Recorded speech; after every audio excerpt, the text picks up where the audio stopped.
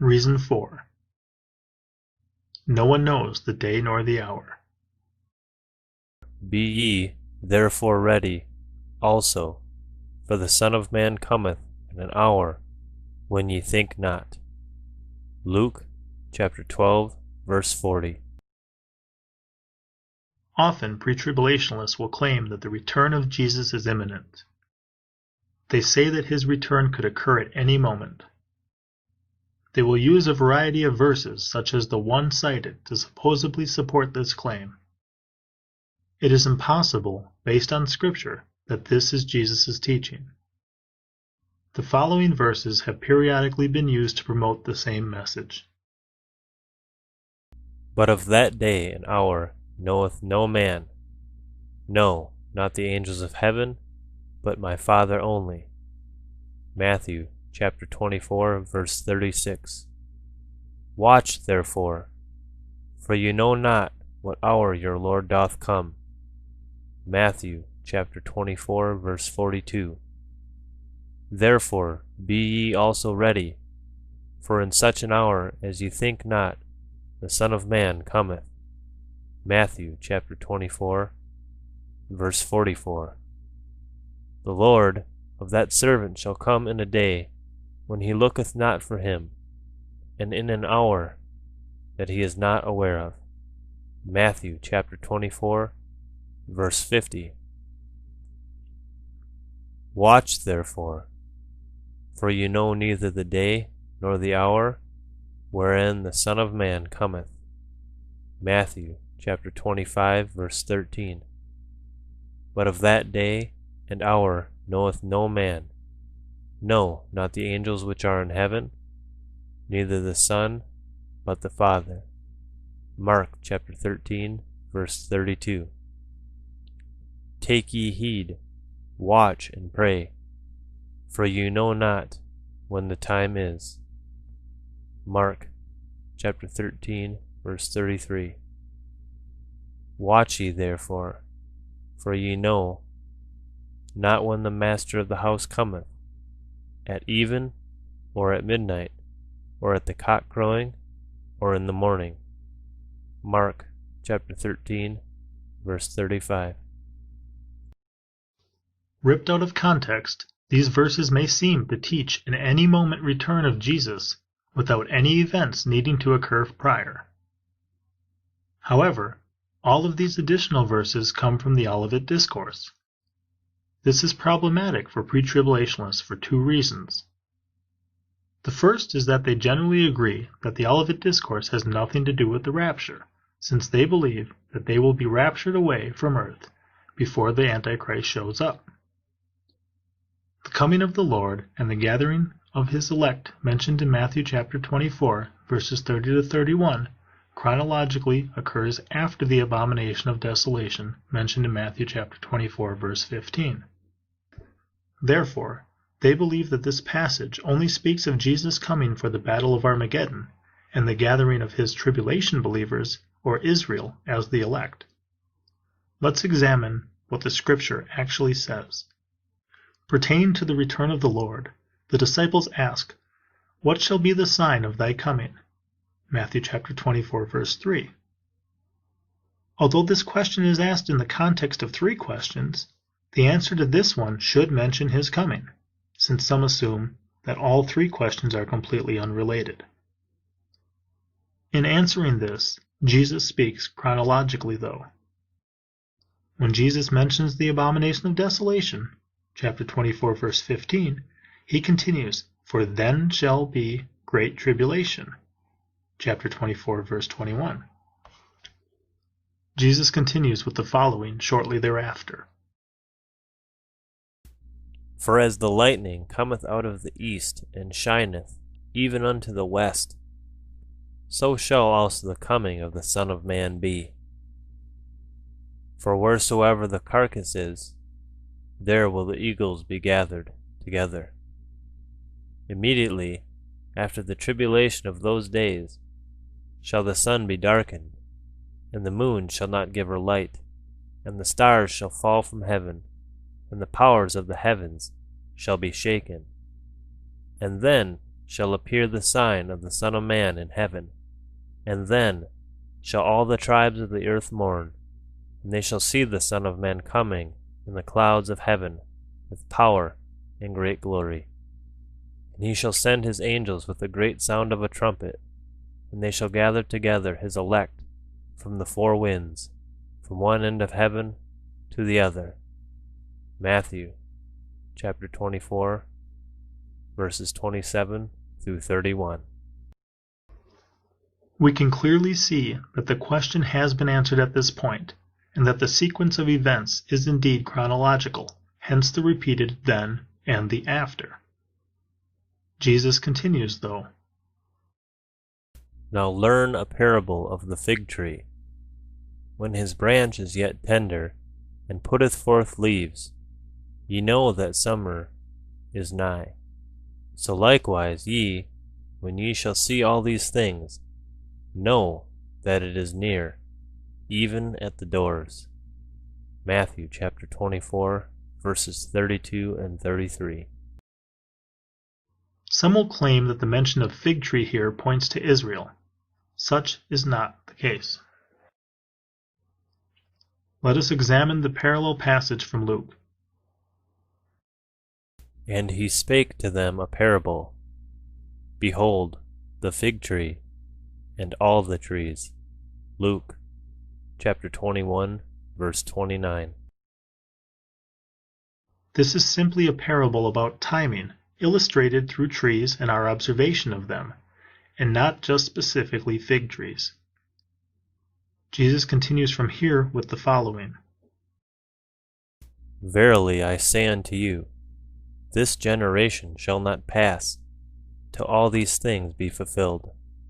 Heaven and earth shall pass away, but my words shall not pass away. But of that day and hour knoweth no man, no, not the angels of heaven, but my Father only. Matthew chapter 24, verses 34 through 36. We may ask, of what day? But that is unnecessary. Jesus is clearly speaking of the day of his coming.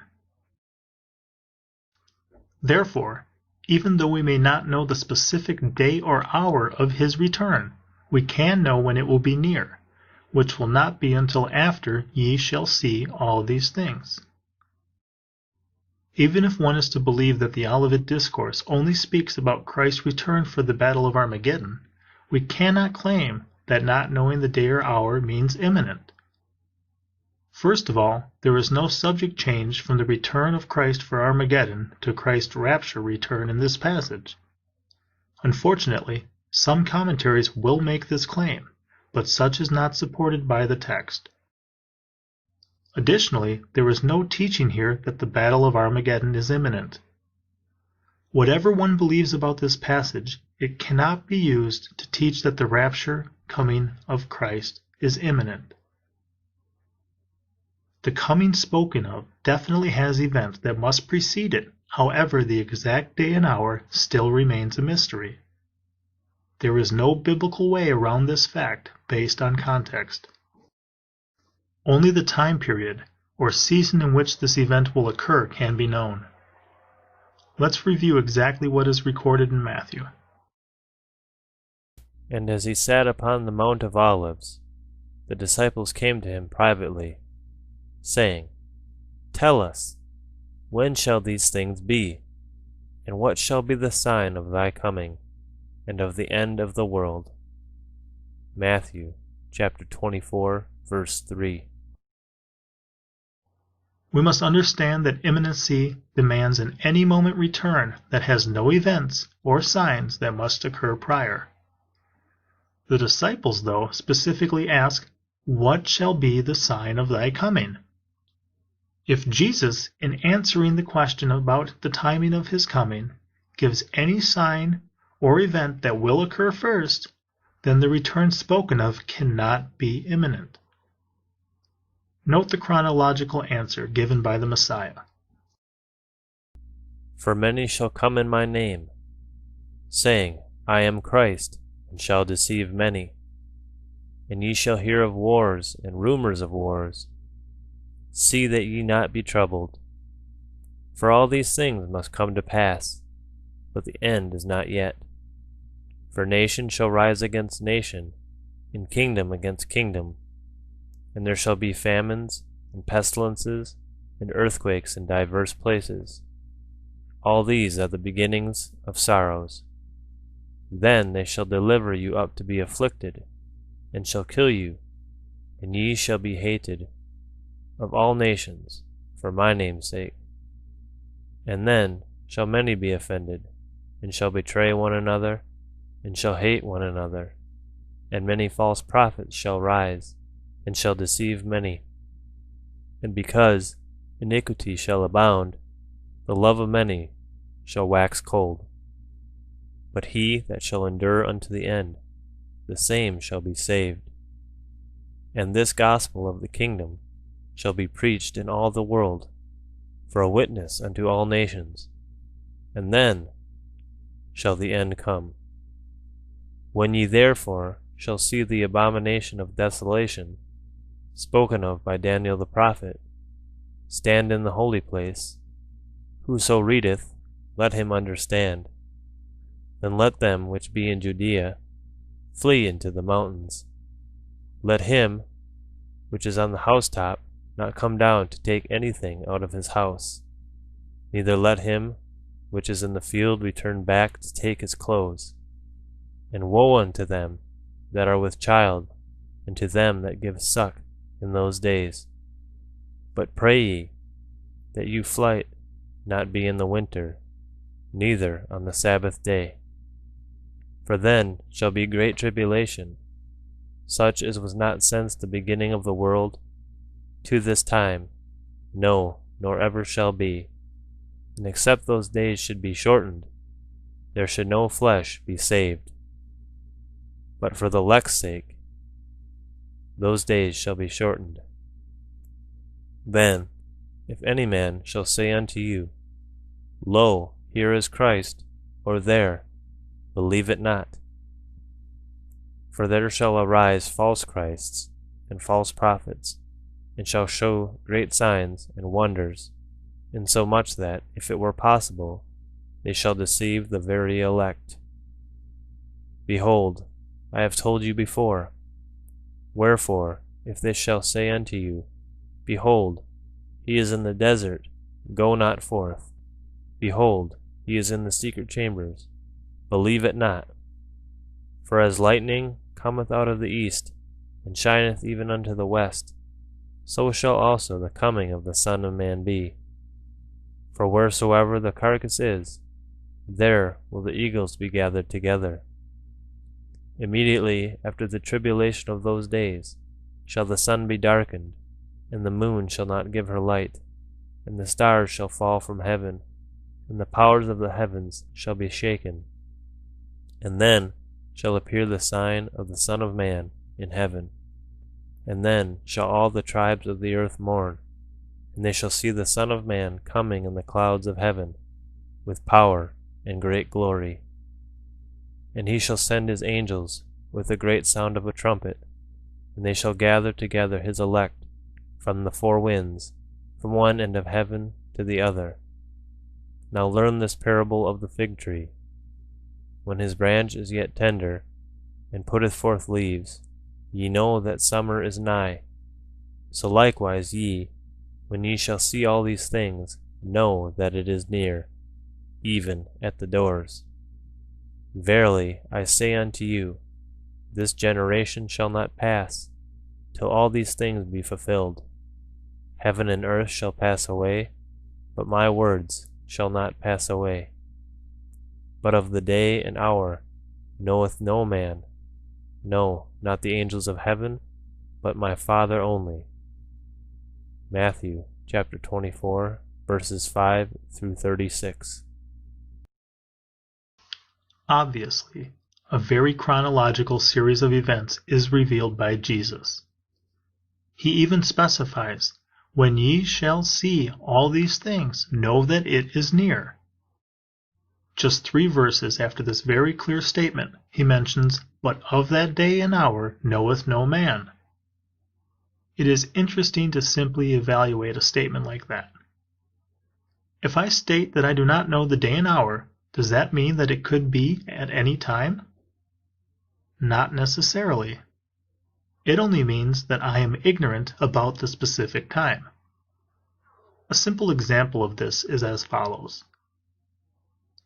Let's say that I do not know the day and hour of my death. This much is true. But let us pretend that somehow I absolutely know that I will not die for at least 5 more years. Do I now know the day and hour of my death? No, I am still ignorant.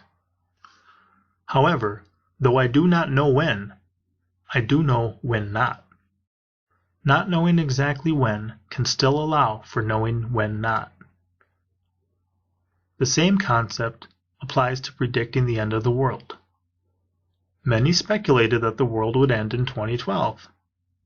However, since there is a coming 70th week of Daniel, where the Antichrist commits the abomination of desolation in the temple at the halfway point, unless this event had occurred by midway through 2009, 3.5 years earlier, we could be confident that the end would not yet come. Though we could not reason when the world would end, we certainly could reason when not. Also, the temple must be rebuilt first as well. Since this has not yet happened, we can reason that we still have at least 3.5 years left. Since chronological events are given as signposts of proceedings that must occur prior to the coming of Jesus mentioned in Matthew 24, none of the verses that pretribulationists attempt to validate an imminent return with are legitimate for that purpose. The same is true for the verses from Mark chapter 13. Please examine the following, or read the whole chapter in context for a more in-depth view of this. Now learn a parable of the fig tree. When her branch is yet tender, and putteth forth leaves, ye know that summer is near. So ye, in like manner, when ye shall see all these things come to pass, know that it is nigh, even at the doors. Verily I say unto you, that this generation shall not pass, till all these things be done. Heaven and earth shall pass away, but my words shall not pass away.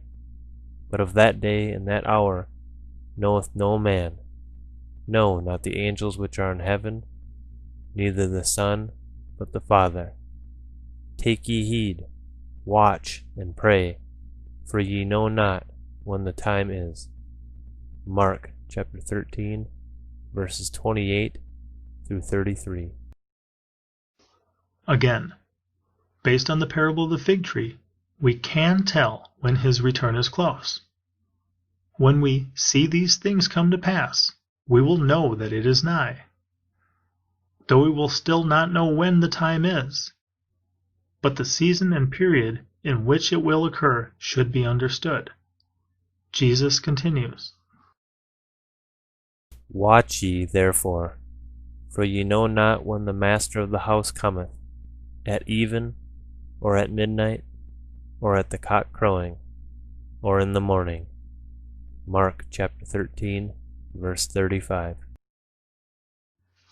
Terms like at even, or at midnight, or at the cock crowing, or in the morning specify specific times of a certain day, and not of a period of time or season. It is the exact day and the hour upon that day which is a mystery. However, that does not necessitate imminency. All the verses previously mentioned for Matthew chapter 24 and chapter 25 and Mark chapter 13 fall into this category of a day which is definitely preceded by certain signs and events. None of these verses can legitimately be used to teach an any moment return of Christ. The verse from Luke chapter 12 verse 40 is the only verse which is not actually given in a chronological timeline of events. However, it must speak of the same coming as the Olivet Discourse verses we have just examined. If it didn't, since the same terminology is used, and since those words in Matthew, for example, certainly do not teach imminency, then we cannot conclude that this passage must. Be ye therefore ready also, for the Son of Man cometh in an hour when ye think not. Luke chapter 12, verse 40. Therefore be ye also ready, for in such an hour as ye think not, the Son of Man cometh. Matthew chapter 24, verse 44. If, therefore be ye also ready, for in such an hour as ye think not, the Son of Man cometh, cannot in any way speak of an any moment return in Matthew chapter 24, verse 44, then we cannot conclude that be ye therefore ready also, for the Son of Man cometh at an hour when ye think not, must speak of an any moment return in Luke chapter 12, verse 40. To do so would be both irrational and illogical. If no other verses existed other than Luke chapter 12, verse 40, then we could perhaps conclude that this return was imminent, but such is not the case. Also, we only have two potential options for what events these verses speak of. At most, there are still two potential comings of Jesus, either the Battle of Armageddon or the rapture. Obviously, the Battle of Armageddon cannot occur at any moment, and these verses certainly do not speak of that event. Unfortunately for the doctrine of imminency, these verses do speak of Christ's return for his believers, and that event is certainly not imminent. Since that is the case for all the scriptures from the Olivet Discourse that I mentioned, Matthew chapter 24, verse 36, 42, 44, 50, chapter 25, verse 13, and Mark chapter 13, verse 32, 33, and 35, that is also the case for Luke chapter 12, verse 40. Conclusion. Not knowing the hour does not necessitate imminency, only ignorance. This is stated clearly and repeated frequently. Since the return of Jesus for his believers is obviously not imminent, we must also take heed and notice when it does occur. After the abomination of desolation, after the sun turns into darkness and the moon into blood, and before the day of the Lord starts. Scripture seems to be very clear about all of this. Narrow-minded media.